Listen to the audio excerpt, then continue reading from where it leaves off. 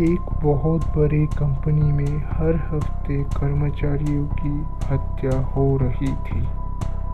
जासूस मेहुल को जांच के लिए और हत्यारे का अगला शिकार जानने के लिए बुलाया जाता है। उस दिन कर्मचारियों की सूची दी जाती है जिनकी क्रमवार हत्या हुई है। अब वहां पर सिर्फ 4 कर्मचारी ही बचे हैं। क्या आप बता सकते हैं कातिल का अगला शिकार कौन होगा?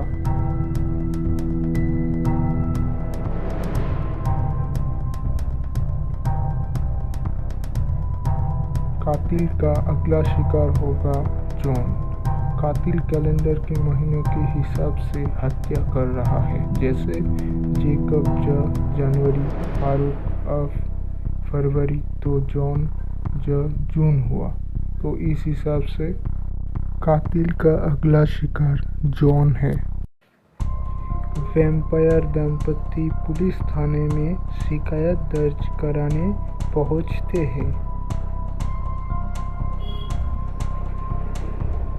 उनका बच्चा कल रात से गायब है और उसे आखिरी बार बेकर स्ट्रीट पर देखा गया था। जासूस मेहुल उस स्ट्रीट के सीसीटीवी कैमरे चेक करता है और 3 संभावित मुजरिमों की पहचान करता है। जैक, रॉबर्ट, सुसान, ये 3 मुजरिम हैं। इन तीनों को देखते हुए क्या आप बता सकते हैं कि बच्चे का अपहरण किसने किया है? ध्यान से देखिए। जैक, रॉबर्ट और सुसान। कौन है असली मुजरिम? असली मुजरिम सुसान है, क्योंकि वैम्पायर को फुग्गे और चॉकलेट में कोई रुचि नहीं रहती। उन्हें तो बस खून चाहिए, इसलिए असली मुजरिम सुसान है। पुलिस को सूचना मिलती है कि एक अपराधी हवाई अड्डे से भागने की फिराक में है। जासूस मेहुल अपने सहयोगियों के साथ हवाई अड्डे पर पहुंचता है। आगे जांच करने पर पता चलता है कि अपराधी के पास जो पासपोर्ट है वो नकली है। पुलिस 2 संभावितों की पहचान करती है। दोनों पासपोर्ट को गौर से देखने के बाद क्या आप बता सकते हैं इसमें से नकली पासपोर्ट कौन सा है? ध्यान से देखिए। ए और बी में से किनका पासपोर्ट नकली है? ए। आप अगर पासपोर्ट की तारीख पर ध्यान देंगे तो पता चलेगा कि 31 अप्रैल तो होता ही नहीं है, इसलिए नकली पासपोर्ट वाला आदमी ए है। मिस लिली एक स्थानीय अस्पताल में नर्स थी। अस्पताल में मरीजों के रूप में मरीजों को चेक करने के लिए पहुंचते हैं। मरीज है रॉय जॉय कॉय। लिली ने उनको सलाइन लगाई और लिली ने उनसे कहा, मेरे आने तक बिस्तर से उठना नहीं। लिली थोड़ी देर के लिए बाहर चली गई, लेकिन जैसे ही वो अंदर गया तो उसको समझ आ गया कि तीनों में से एक मरीज अपनी जगह से उठ गया था। क्या आप बता सकते रॉय जॉय कॉय इनमें से कौन सी मरीज अपने बिस्तर से उठा था?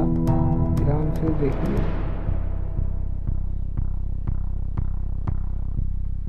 जब मिस लिली उन्हें सलाइन लगा रही थी, जॉय फोन पर बात कर रहा था।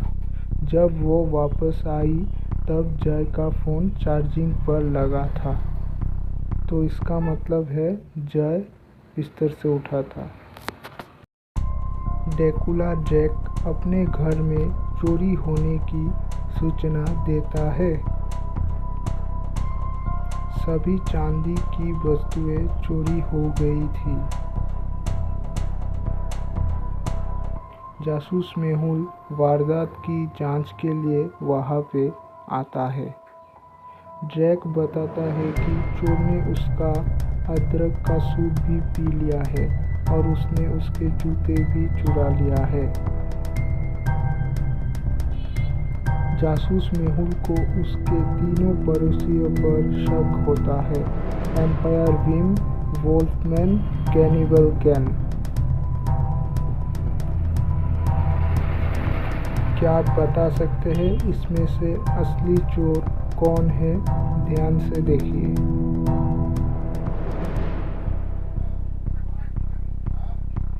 वैम्पायर चांदी से डरते हैं और वोल्फ जूते नहीं पहनते हैं, इसलिए चोर कैनिबल है।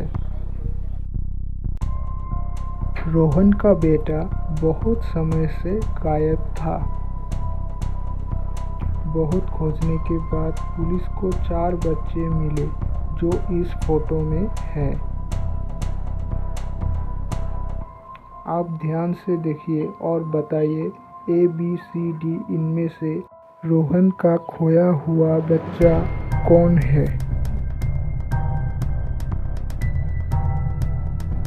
A और C लड़कियां हैं क्योंकि उनकी चोटी है। D भी लड़की है क्योंकि उसके हाथ में नेल पॉलिश लगी है। B उन चारों में इकलौता लड़का है, तो इसका मतलब रोहन का बेटा B है। राय को एक दिन जल्दी में जरूरी काम से ऑफिस जाना पड़ा, तो उसने उसके पैसे मैट्रेस के नीचे ही रख दिया। जब वो वापस आई तो उसने देखा कि उसके पैसे चोरी हो गए हैं। उसने जासूस मेहुल को बुलाया। उसके घर पर काम करने वाले नौकरों से पूछताछ किया। पेंटर ने बोला, मुझे चोरी के बारे में कुछ पता नहीं है, दीवार पर पेंट कर रहा था मैं। इलेक्ट्रीशियन ने बोला, मैं तो हॉल में टीवी ठीक कर रहा था। क्लीनर ने बोला, मुझे कुछ नहीं पता, मैं तो पूरे घर की फर्श साफ करने में व्यस्त था। क्या आप बता सकते हैं इन तीनों में से असली चोरी किसने की है? पेंटर या इलेक्ट्रीशियन या क्लीनर? ध्यान से देखिए।